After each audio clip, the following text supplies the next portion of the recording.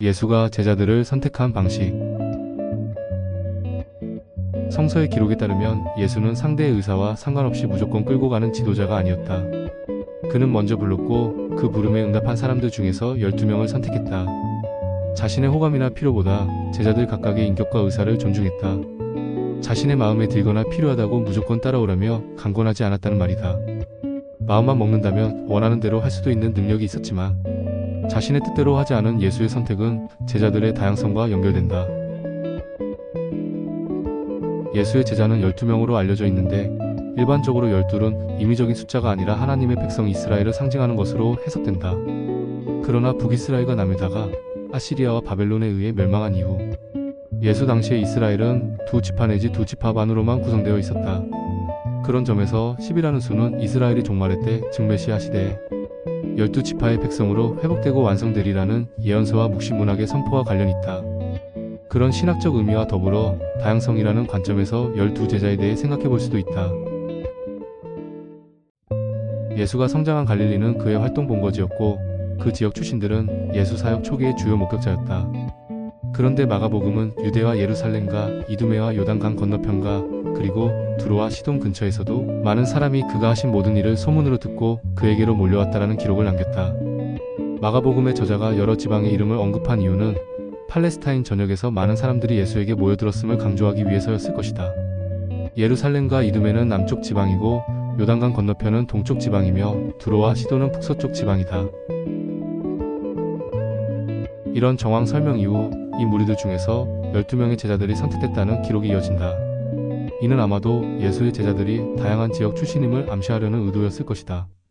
예수가 많은 무리들 중 제자로 선택한 12명은 그리스도교 역사의 초창기에 지대한 공헌을 했다.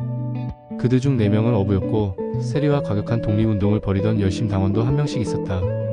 나머지 6명의 제자들에 대해서는 사실상 아무것도 알려진 바가 없다. 결국 12제자들은 세리였던 마태와 열심당원이었던 시몬을 제외하고는 모두 평범한 인물들이었다고 추정할 수 있다. 그런데 성서가 때로는 자세하게 때로는 간단하게 기록하는 내용을 통해 볼 때 그들은 매우 다양한 성격과 인품의 소유자들이었다. 지금처럼 직업이 다양하지 않았던 고대 사회였으니 12제자들의 3분의 1이 당시 사람들의 주업 중 하나였던 어업에 종사했다는 사실은 특별한 일이 아니지만 6분의 1에 해당하는 2명이 유대인들로부터 멸시당하던 세리와 정치적으로 그 반대편에 섰던 열심당원 출신이었다는 점은 매우 특이하다. 어부 출신 제자들의 성격이나 인품도 동일하지는 않았다. 베드로는 열정적이었지만 성격이 급했다. 안드레는 공관복음서의 기록을 따를 경우 베드로의 형제이며 공생의 초반 예수의 제자로 부름을 받지만 요한복음의 기록을 따를 경우 세례 요한의 제자 출신으로 스승의 명령에 따라 예수를 따르게 됐고 이후 베드로를 예수에게 데리고 온 인물이다. 이렇게 상이한 기록이 존재하는 이유는 초대교회에서 안드레를 따로 부각시킬 만큼 그가 중요한 비중을 차지했기 때문일 수 있다.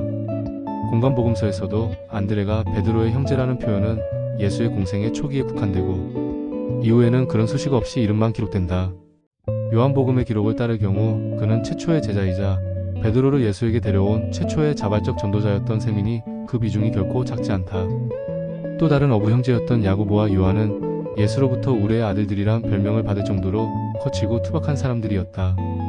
이들은 누구와도 맞서 싸우기를 주저하지 않았고 그런 기회를 기다리던 사람들이었다. 그래서 천국에서 영광의 자리를 달라고 부탁할 정도로 공격적이고 저돌적이었던 두 사람은 각각 최초의 순교자이자 십자가 곁에 있었던 유일한 제자라고 기록되기도 했다. 세리였던 마태와 열혈당원이었던 시몬, 예수를 배반한 가룟 유다도 특이한 경우에 해당하지만 너무 잘 알려진 인물들이라 따로 자세히 언급할 필요가 없을 것이다. 남은 제자들 중 별도로 설명할 필요가 있는 제자는 요한복음에만 기록된 나다나엘이다. 요한복음의 기록에 따르면 나다나엘은 빌립의 전도를 받아 예수의 제자가 되는데 예수로부터 보아라 저 사람이야말로 참으로 이스라엘 사람이다. 그에게는 거짓이 없다는 극찬을 받은 인물이다. 그리고 그는 예수의 첫 예언, 즉 승천에 관한 예언을 처음 들은 인물로 기록되기도 한다. 나다나엘은 공관복음에 기록된 바돌로메와 동일 인물로 추정되지만 일부 학자들은 마태라고 주장하기도 한다. 이처럼 성서가 제자들의 이름과 출신에 대해 일부 내용이 일치하지 않을 정도로 다양하게 기록하고 있다는 사실 역시 예수의 공생의 당시는 물론 초대교회 형성기 동안 활동할 때의 모습이 매우 다양했음을 알 수 있다. 이런 제자들의 면면은 예수가 다양성을 존중했다는 사실을 강력히 암시한다. 예수에게 다양성이란 하나님의 창조 섭리와도 같이 소중한 원칙이었다.